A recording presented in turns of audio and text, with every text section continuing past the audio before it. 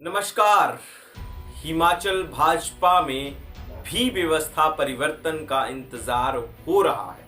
मैं ऐसी बात क्यों कर रहा हूं, आपको थोड़ा तथ्यात्मक रूप से समझाता हूं। कार्यकर्ताओं को सब कुछ पता है कि हिमाचल में भाजपा गुटों में बटी हुई है। लगातार कार्यकर्ता एक दूसरे के ऊपर छीटाकछी कर रहे हैं, लेकिन नेता कुछ नहीं बोल रहे, ये भी सत्य है। हिमाचल प्रदेश में कार्यकर्ता इस हद तक चले जा रहे हैं कि एक दूसरे की जड़ें खोद रहे हैं। उसकी वजह है राज्यसभा का चुनाव होने के बाद कांग्रेस और बीजेपी में द्वंद्व छिड़ा ही रहा है। अब बीजेपी के अंदर ही द्वंद्व छिड़ गया है। ऐसा हुआ कैसे? इसलिए हुआ, मैं आपको थोड़ा समझाता हूं। जो कार्यकर्ता कभी भारतीय जनता पार्टी को कोस कर वोट मांगा करते थे, आज भारतीय जनता पार्टी के लिए वोट मांगने की स्थितियों में आने वाले हैं। वहीं दूसरी तरफ वो भाजपा कार्यकर्ता हैं जो कभी उन लोगों को कभी करप्ट बताकर तो कभी कई तरह के इल्जाम लगाकर वोटों की राजनीति किया करते थे, आजकल वो एक ही पाले में हैं। लेकिन पहाड़ी भाषा में कहें तो एक दूसरे का जो परछाई है उसे भी देखना पसंद नहीं करते हैं। सोशल मीडिया पर एक दूसरे को दबा के पोक करते हैं। शुरुआत करते हैं सबसे पहले होशियार सिंह और रमेश धवाला की टसल की, जो अब जग जाहिर हो चुकी है। रमेश धवाला समर्थक जो भाजपा के ही कार्यकर्ता हैं और होशियार सिंह के समर्थक जो अब भाजपा के कार्यकर्ता हो चुके हैं, वो कई बार आपस में टकराते रहते हैं सोशल मीडिया पर और उनका टकराव सार्वजनिक हो जाता है। वहीं रमेश धवाला भी अब सार्वजनिक रूप से ये सब बातें कर देते हैं।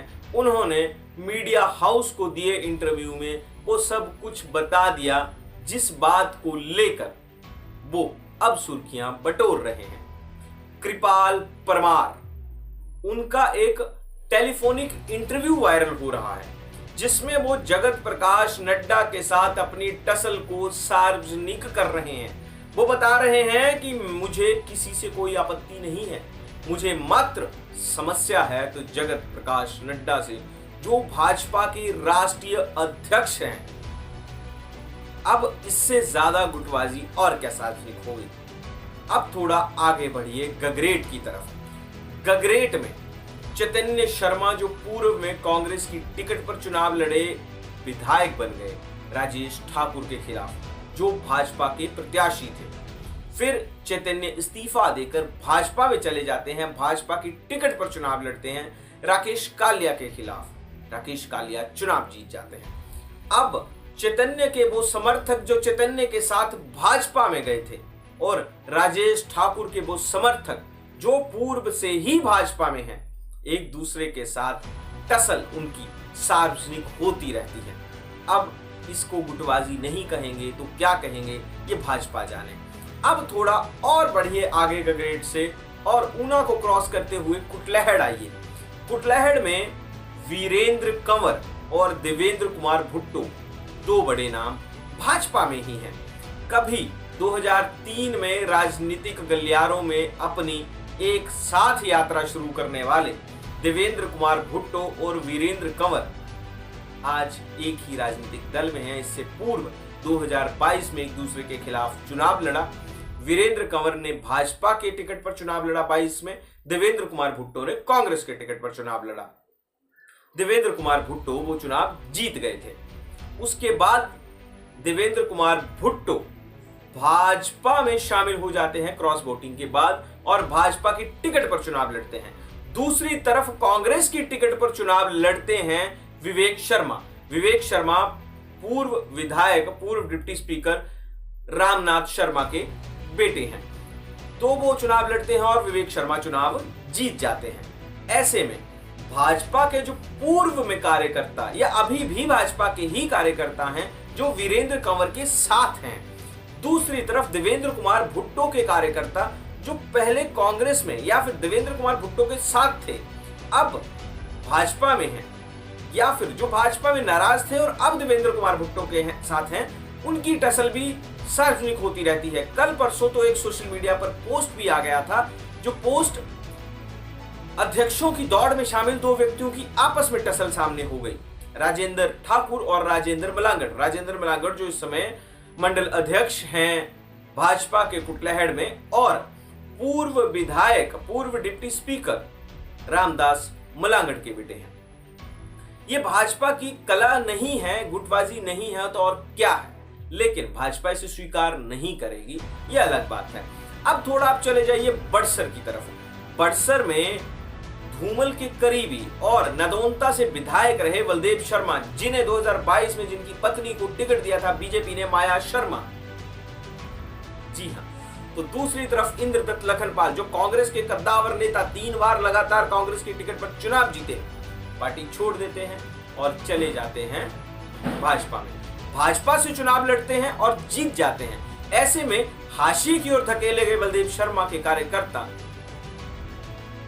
सार्वजनिक तो है सब कुछ, लेकिन बोला कुछ नहीं जाएगा। चलो हम भी कम बोलते हैं, किसी का क्यों पोस्ट आपके साथ शेयर करना है।